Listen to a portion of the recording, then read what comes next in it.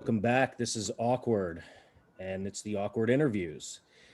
My guest today has been a criminal defense attorney in New York for more than a decade and has represented more than 3,000 people who otherwise would not have been able to hire a lawyer.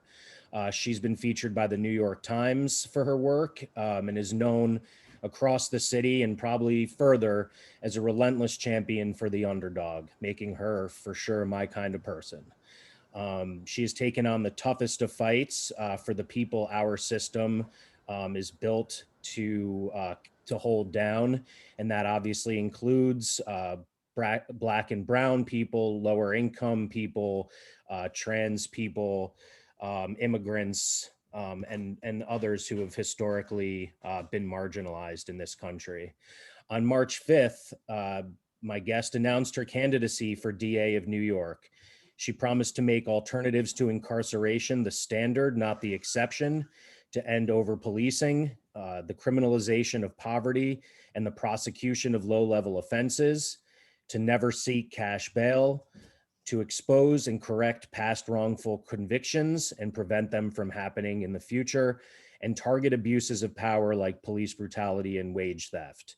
These are, pretty much exactly what I would be hoping for of any DA who took on this responsibility in New York, as it was exactly what I tried to hold the DA of Portland to when I interviewed him last year.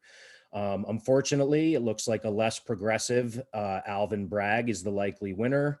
I want to welcome someone who I would have loved to see take this position, but who I know is going to find awesome work after. Eliza Orlins, welcome to the show. We'll talk about your past, your policies, what it was like running for DA, your future plans. But first, I do have a surprise. My guest today is not only someone who is well known in the political realm, she is also a survivor. And by that, I mean a celebrity from TV who is a hero of my 14-year-old daughter. And so for the first time ever, my interview will start with my daughter asking the questions. Hi. Hi, how's it going? Good. How are you? I'm okay. I'm excited that we get to do this. This is a first that your dad's been doing these interviews, but you're the first. This is the first time that you've gotten to ask the question, so I'm really excited. Yeah, we were just watching your second season in the past few weeks, and I was like, wow, I really like Eliza. He was like, yeah, she's my friend. So they can hear you. So my first question is, like, do you think having played Survivor affected your career in politics at all? Like, did anyone have anything against you because you played it, or liked you more because you played it? That's a good question. I think the way I usually think about it is that it really thrust me into the public spotlight from a time when I was pretty young. I mean, I was a little older than you are now, but I was 21 years old. I was in college and I appeared on the 9th season of Survivor. A lot of people were watching the show, and the internet was different then in that we didn't have social media in the same way, but there were still plenty of message boards, plenty of people who were out there talking about me, saying things about me, being hateful towards me. So I think in that it prepared me for running for office because any woman who's in the public eye, whether it be in politics, on television, in media, in, basically any profession, is going to receive, an overwhelming amount of criticism. And I have been dealing with that for over 17 years. So I think it prepared me in that way. There were people who definitely reached out who said, oh, I didn't like you on Survivor, but I love the things you stand for, and I'm so inspired by you. And, I knew who you were, but this is just incredible to see, what you've grown into, et cetera. So I think there was some of that, and maybe being able to reach people who otherwise would never have been engaged in a local DA race in a city that they don't even live in, but who got really invested because they heard about it through the Survivor community, and then heard what I was talking about and realized that they could be invested in figuring out how to make real change to our unjust criminal legal system. That's awesome. Okay, this question I wanted to know, and my dad wanted to know, is do you think that like the challenges you played like in the season, your second season, like so many people got injured, do you think they were a lot more dangerous than they are now? Oh, that's a good question. I think that there's always been a level of, risk to any of the challenges that we take on, and they have, medical around for us to check us out before, after challenges, before tribal council, to make sure that we're okay. But there were an inordinate number of injuries my second season. So was it because the challenges were more dangerous, or just there were a couple unlucky breaks, like Jonathan gashing his knee and then it getting stitched up without being properly cleaned and then getting infected? I think some of it was just happenstance. Yeah. So this is a good question, I think. Other than yourself, who is your favorite Survivor player? So that's a hard one, because do you mean my favorite player to watch, to root for, who should have won, favorite winner, or just favorite human who I'm now friends with to this day? Like, It's strategically, like who played the best? Suri Fields. She's an absolute, she's a genius. She's a master. She, never had the physical capabilities of certain other Survivor players. So she really had to utilize, the strategy aspects of it. And there's no one better. She's absolutely incredible. Definitely the best player to never have won. Yeah, I agree with that. She's really good. Also, she was out campaigning with me, and I love her forever. That's awesome. Well, that kind of leads into my next question. Are you still in contact with any of the players? Yeah, a lot. So many. I was lucky enough to, during, I launched my campaign. Your dad said March 5th, but it was March 5th of last year. So it was 1 week before the pandemic shut everything down.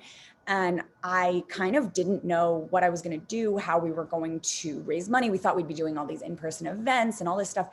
And I really called on my Survivor family and just said, hey, everyone, I need you to join a Zoom, for example. And we're going to sell tickets and get people there, and then put people in breakout rooms, and they'll get to chat with Survivor contestants. And everybody really stepped up to support me, and it was incredible. And so there's so many Survivor people from both my seasons and other seasons who I'm in touch with, who've been so unbelievably supportive and amazing. That's awesome. Do you have any other questions? Is Jeff as nice as he seems on television? Obviously he doesn't seem super nice on television. I was going to say, does he seem that nice? Like, he's not that nice. He's a good guy. Yeah, no, he's definitely a good guy, but he's not nice. He's like kind of a jerk, but it's funny. And we like have this like, rapport where I can be like, Jeff, what the hell? Like, stop like narrating the challenge because you're giving away my strategy, and just but yeah, he's fun. And my last but not least question, would you play again? I would say it's extremely unlikely, but never say never. I like that answer. All right. Cool. You satisfied? Yeah. All right. Well, thank you so much for doing that. Of course. Oh my gosh, what fun.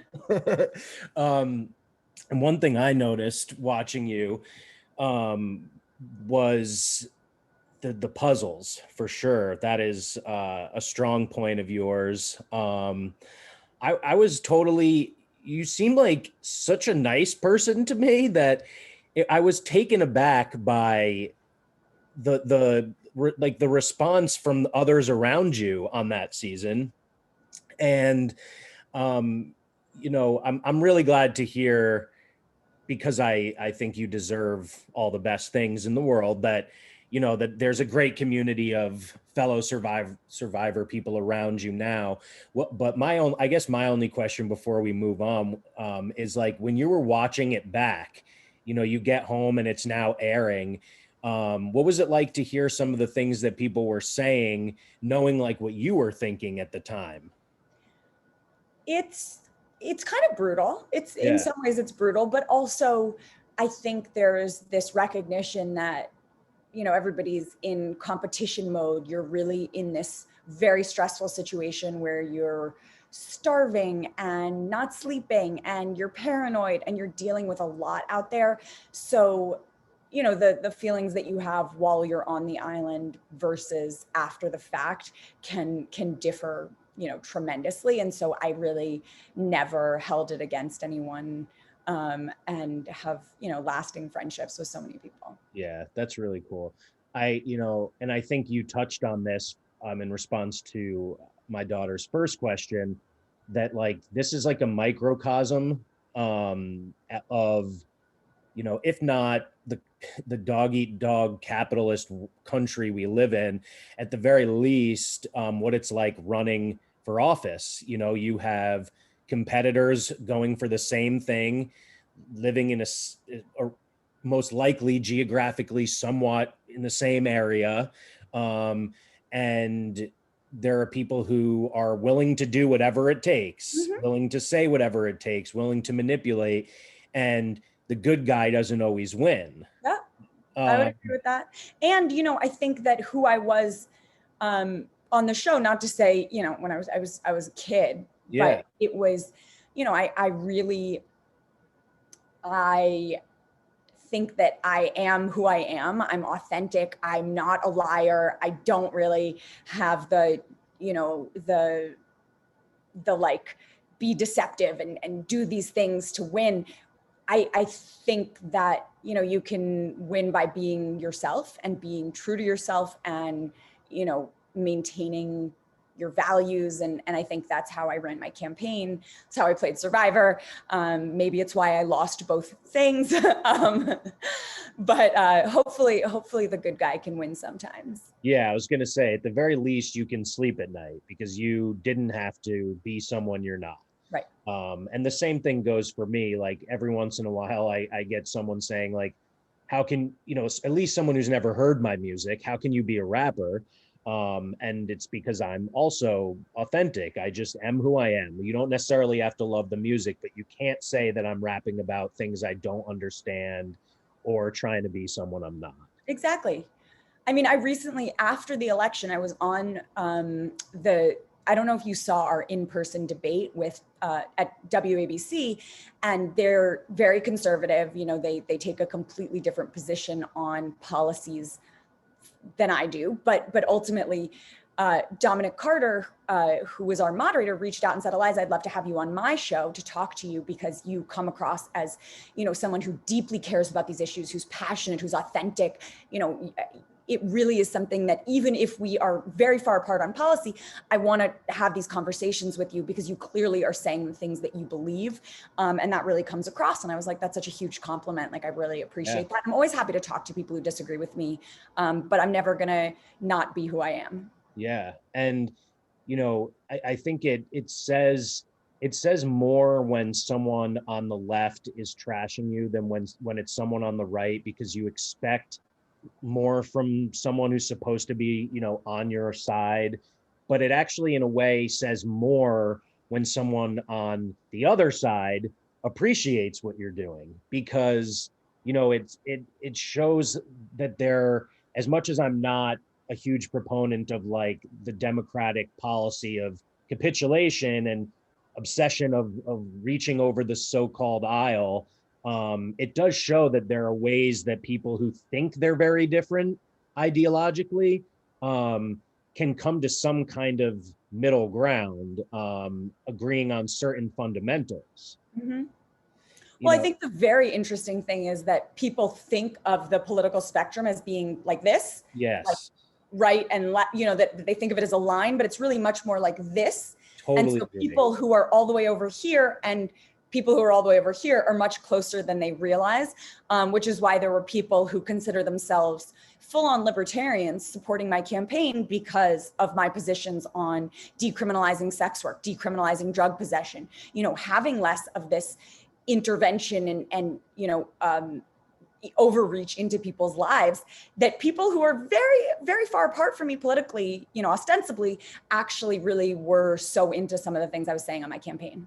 Yeah, 100%. And what got you to that place? Was it your education that preceded your time as a public defender?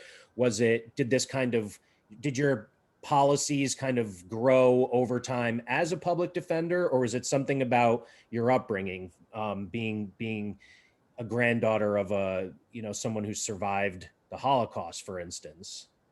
So I think it was definitely kind of all of those things combined. All of my whole life obviously has shaped me into the person who I am and the things that I believe. But certainly growing up as the granddaughter of a Holocaust survivor, knowing that people are persecuted for just existing, having, growing up in a biracial family, my sister's adopted, and seeing the racism that she experienced even as young as when we were in elementary school, and seeing that, oh my God, she's experiencing this thing that I don't experience due to the privilege of my white skin, understanding that racism exists and that people can be so cruel, and that, we had to always speak up and fight back against those things. Way before it was cool to do so, my family was like, nope, you always have to speak up. You always have to speak up if people are being racist or homophobic or transphobic, all of these things. And so I think all of that kind of led to the point where I found, and I knew that being a public defender was going to be my career, was going to be the thing that I wanted to dedicate my life to. And then once I became a public defender and really seeing these injustices firsthand and really witnessing what our criminal legal system does to human beings, I think a lot of the policy positions I take were formulated. Yeah. And you touched on a couple interesting things. You mentioned before it was cool. We live in a weird time where, like, it is cool to, not only is it cool to fight racism in a way it wasn't before. Like I had people after the murder of George Floyd and the sustained period of protests saying to me, oh, I remember you saying Black Lives Matter X years ago, or, weird things like that, like all of a sudden it clicked and like, I wasn't crazy anymore. When I was out protesting in 2014, saying Black Lives Matter, saying I can't breathe, marching in the streets, people were like, okay, Eliza's off there doing her thing, like, with other public defenders and other people, but it wasn't this like widespread thing. And after George Floyd, people were like, Eliza, you've been saying this stuff for years. And it's like, yeah. Yeah. And I'm glad people are recognizing this. I'm so glad that, that there is this reckoning with the racist history of our country, especially when it comes to policing and prosecution and incarceration. But also the fear is that there are certain people who are saying it that don't have the authentic commitment to making those changes. And they're saying it simply because now it has become the popular thing to say. That's the other half of it. Exactly. I hear things from younger people because of the age of my daughters that, on the one hand, you have to put BLM in your TikTok bio, but on the other hand, they're going to nitpick your link tree. And if you don't have petitions or something of that nature to support your hashtag, then you're a fraud. And my response to them is kind of like, you realize that none of this is actual work, right? It's an odd world we're living in, but it seems like it's progress nonetheless. Definitely progress nonetheless. But, I think that we have been sold progress a lot of times, and then it hasn't actually been progress, and I think that the problem is we need to make sure that there is an authentic commitment, especially when it comes to the people who we're electing, who have this massive amount of power. And when they're not promising, when people are running, and Alvin and I have talked about these things, I think he is a decent and good man. I think, we have a lot of policy differences, and especially when it comes to decreasing the power of prosecution. He wants to be a good prosecutor, but doesn't want to dismantle the criminal punishment bureaucracy, doesn't want to, cede power, doesn't want to decrease funding to prosecutors' offices, including the one that he will be running. And so for me, that's not enough. that's, you know, tinkering around the edges. That's maybe a marginal improvement over the current status quo, but it's certainly not real progress. So I will be out there pushing him, pushing others, you know, saying we need to take power away from prosecutors. I wasn't running because I wanted to continue prosecution and over prosecute. I wanted to decrease the amount of people coming through the criminal legal system, figure out ways of ceding that power.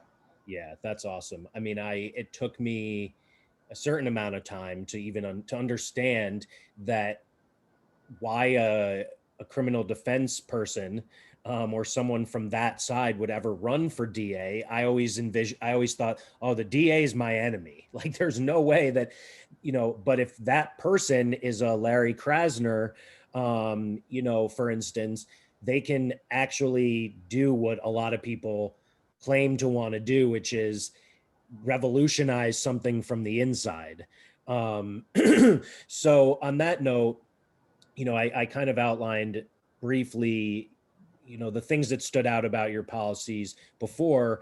And obviously I support all of those in messaging.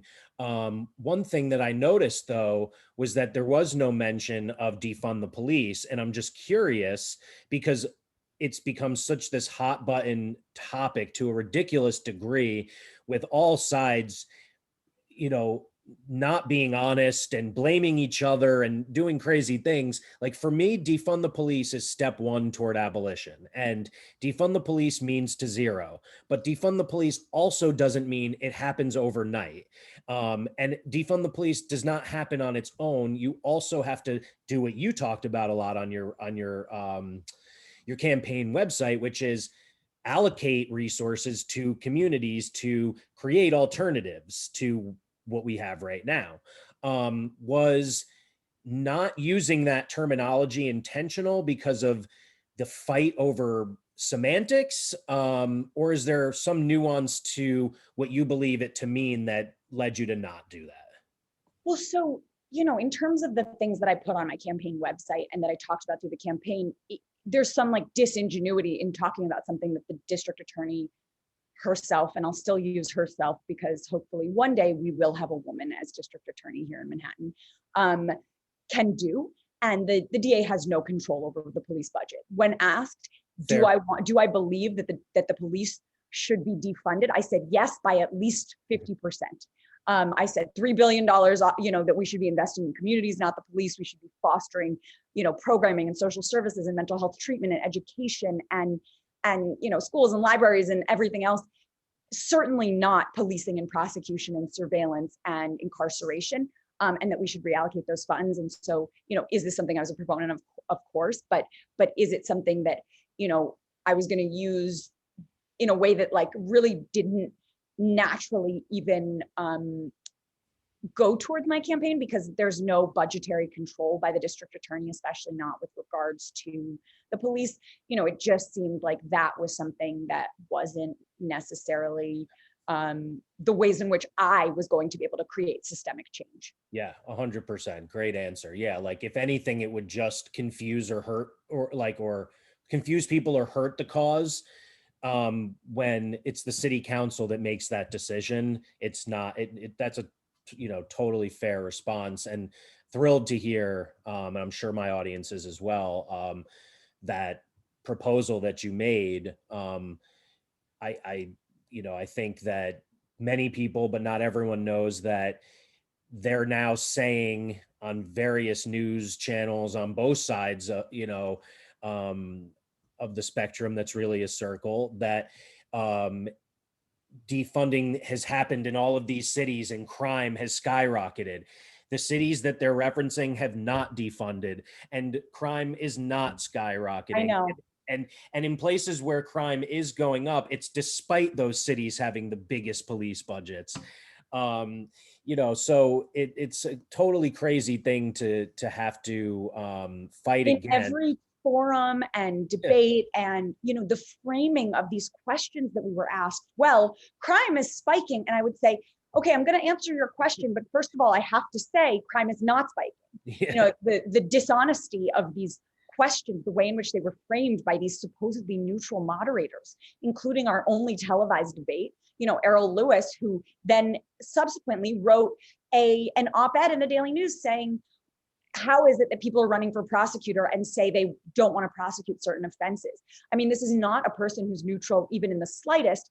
And so the framing of these questions with regards to crime spikes and all of these things really did, play a role in the conversations we were able to have in this election cycle. And these harmful narratives, like, I'm so grateful for people like you out there, saying these things, hey, like sounding the alarm bells, like, this is not true. Like, this just simply isn't true. Like, look at the facts, look at the data. Like, we need to hold the media accountable. We need to hold our electeds accountable for not allowing them to, to just perpetuate these false narratives. Yeah, and that's one of the things that Mike Schmidt ran on, which I thought was really interesting in Portland, was data. It wasn't, an emotional stance, although, his policies, at least as a candidate, were pretty progressive. Also, I remember him telling me early on that, like, he's running on data. And people who claim to have, claim that the crime is skyrocketing and, you have to prosecute every little thing, and that, petty crime is the underlying cause for violent crime, when in reality it's the result of poverty and has no relation to violent crime. They're claiming to be making these statements based on data too, but the real data is telling a very different story. And that's that police are the violent ones. Oftentimes they're not making us safer, and the things you were proposing are, or would, I should say, and in a few cities are. How would you describe the most significant differences between yourself and the presumed winner, and how that might play out for the city? Well, I think that there are some pretty key differences in terms of the way in which we think about prosecution. I think that really the idea that he proposed with regards to cases that get desk appearance tickets, and he wants to pre-arraignment divert cases, it just showed such a fundamental lack of understanding of what diversion actually means then. And these are tens of thousands of cases that he wants to theoretically divert, when these are things that should never have been prosecuted in the first place, that should never have been brought through the criminal legal system, that people should not have even been arrested for. These are issues regarding, really public health issues, whether it be mental health issues or substance use disorder, or poverty, things where people should be provided social services, but should not be required to participate in things under this like punitive arm of the criminal legal system, where if you don't, we will put you in jail or prison. So I hope that he reconsiders some of those things. I hope that, he reconsiders consecutive sentencing and ending life sentences, decriminalizing sex work fully. There are a bunch of, I think, key differences. And additionally, I do hope that he reconsiders shrinking the budget and shrinking the footprint of the district attorney's office. Yeah, it's that last one that is like, if he's, that's like shrinking your own power. And if what your goal, if you're in this for power, it's unlikely, like you clearly were in this to, as you said it, I think, dismantle major parts of this, not to have power, and not to do things around the edges that look nice, but, don't create fundamental change. And I hope that maybe he was saying those things because of, the things that I was saying. There was a huge uphill battle. I already knew from having spent over a decade as public defender how deeply invested people were in the status quo, in maintaining, these punitive structures of policing and incarceration and prosecution, how much people want to perpetuate mass incarceration. I knew that there was deep investment in this, but I didn't realize the lengths to which people would go to really prevent real progress. I didn't realize that people were out there who would not just try to sabotage my campaign, but my life, my career, would threaten me. I mean, the things that happened behind the scenes showed me just how hard it's going to be to fight these battles. But I'm never going to stop fighting. Well, thank you for that. That's actually something I was going to ask you anyway, is, what is it like? Can you go into more detail about, because we as abolitionists say, step one really, when we're talking about from an intellectual perspective, is unlearning everything we've been taught since birth. That's really asking a lot. I mean, and that is what is required to actually look at the data and believe it, because what we're told, what we see on TV, in movies, in the news, what we're taught in school, all of that tells us that police are there to serve and protect, and that prison is for people who don't belong on the outside. And the data says otherwise, as we've said. So I think, you were just being in a position where you're trying to fight that kind of ignorance and disinformation, puts you in an uphill battle, as you put it. But there are DAs across the country who've been elected on progressive platforms, and I suspect they went through similar things. I know that Mike Schmidt couldn't live in the same house couldn't sleep in the same place 2 nights in a row for months and months because of death threats. It's really scary, and you're all incredibly brave for putting yourselves in this position using your real name. I have a moniker for a reason. And so if you wouldn't mind just sharing more about the experience of going from, an already tough career of defending people to being in this public light, pushing for, significant changes to this institution that is designed to put people away. Listen, I mean, I so deeply respect Mike and all the other prosecutors across the country who have made huge strides, who've really paved the way for a public defender like me to even run for this office, and people like Larry, like Rachel Rollins, who've enabled us to actually have the data.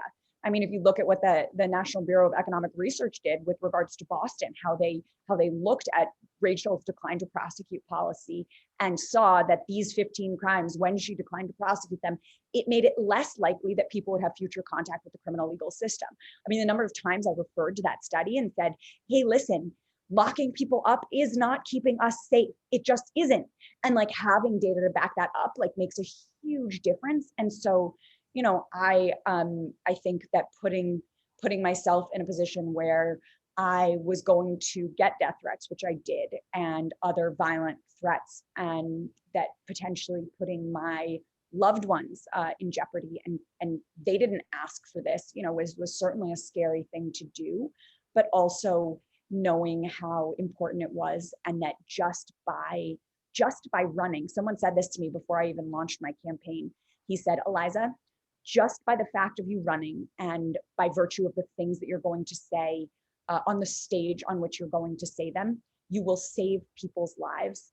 And I really internalized that. And even on the hardest days, I knew it was true, that the things that we were able to say, the policies we were able to put out, the things that the ways in which we got to push the conversation and force other people to answer these questions and drag the whole race to the left, really made such a huge difference, will make a difference in years and years to come. We'll have this ripple effect that will hopefully, start the process of unlearning, as you call it, and dismantling all of these systems, hopefully in our lifetimes. And multiple people have already reached out to me, public defenders across the country, who've said, your campaign is now going to be the template. I'm going to run to be the chief prosecutor in my jurisdiction. Stanford Frazier is running in PG County in Maryland, Prince George's County, public defender, a man of color, somebody who deeply cares about these things, who's now running to be state's attorney in Maryland.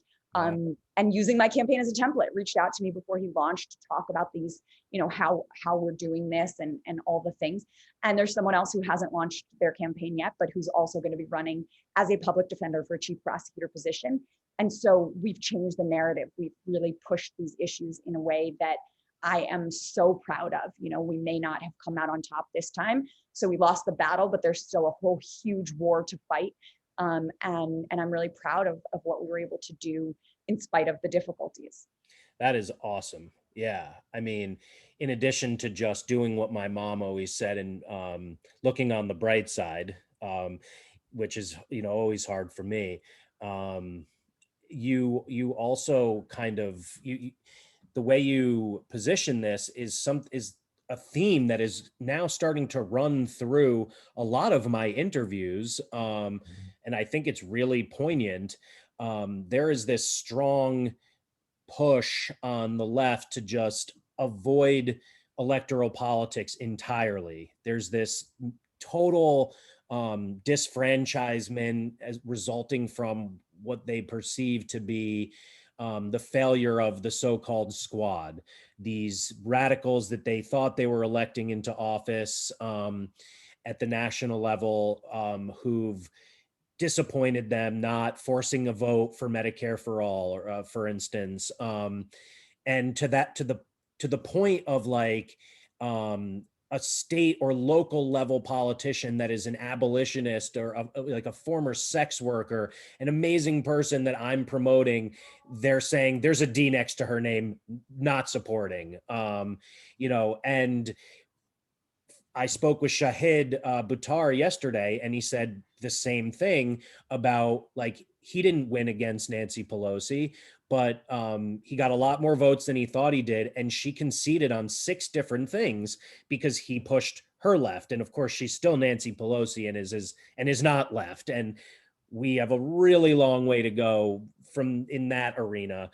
But it is, again, exactly what you're saying, that there's a ripple effect, that B, you push the whole conversation left, and that you can win without winning the most, without, collecting the most votes.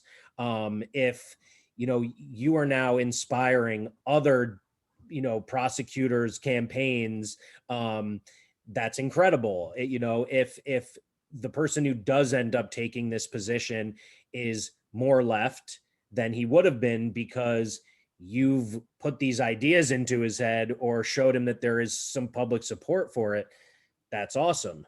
So I just want to thank you for that. What do you think? I know you probably do want to take a break, going from school to TV to public defender to campaigning in New York City, like the center of the world. You probably do need a break and you deserve one, but do you have any ideas? I know Janos, who left the campaign, left the race way earlier than you, and is now working for Dream Justice. Do you have any ideas for what you might want to do once you've had your well-deserved break?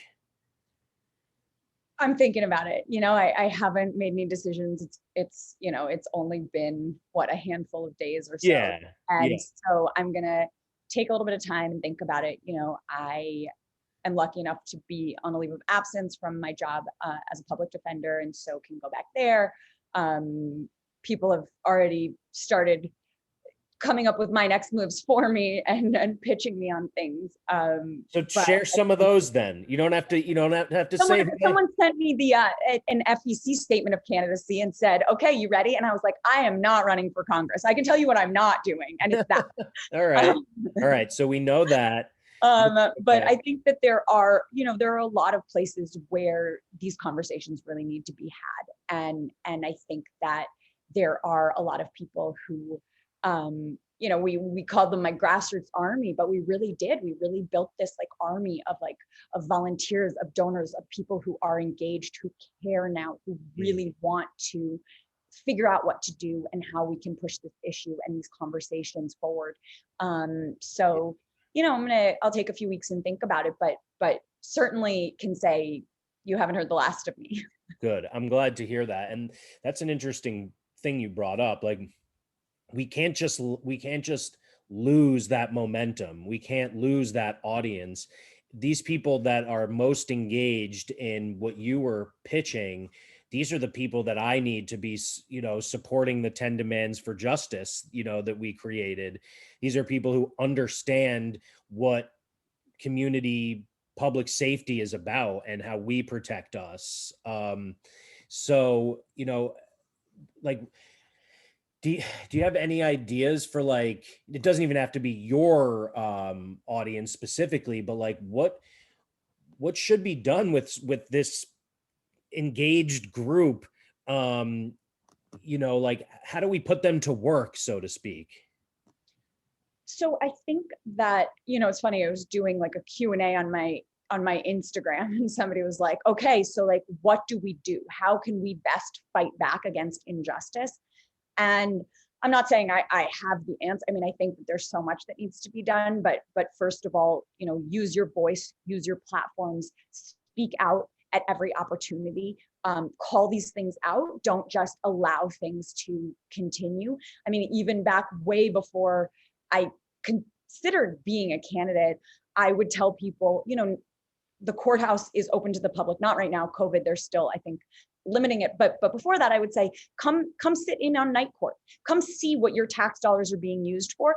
Just sit there for a couple hours, walk into the courthouse, go through the magnetometer, just sit there any day of the year. It's open Christmas, New Year's, Thanksgiving, and watch arraignments and see what it is that people are being charged with. See who's being charged. Why don't you just, they're standing up every day and saying, on behalf of the people of the state of New York, and the Manhattan District Attorney's Office is acting in your name with your taxpayer dollars, and you deserve to know what's happening and shine a light on that. And really like say, oh my God, these injustices, they make me sick, become a court watcher, speak out, support local elected officials, support people running for office who want to see these things dismantled, who want to fight back against these injustices, who don't just want to perpetuate the status quo. So there's so much that people can do and get involved in, but that it always requires getting involved. It requires speaking out. It requires using your voice and your platform. Because even if you're like, well, I only have 200 followers. Well, you know what? They have 200 followers and they have 200 followers. And it is this ripple effect of people that when people see it, they get into this web and they're like, wow, everyone else is speaking out about these things. And maybe it's something that at first they're like, oh, well, maybe it's cool to speak out about it and put BLM in my bio. But maybe then they start looking into what it means and how these movements started and what injustices are taking place. And then they go out and become the change they want to see. Beautiful. Thank you so much. I really appreciate your time. My daughter really appreciates your time. She would love to see you back on Survivor. I would love to see you doing more of the work you're doing outside of the show. Always. Yeah, thank you. Thank you for everything. Of course. Thank you. All right.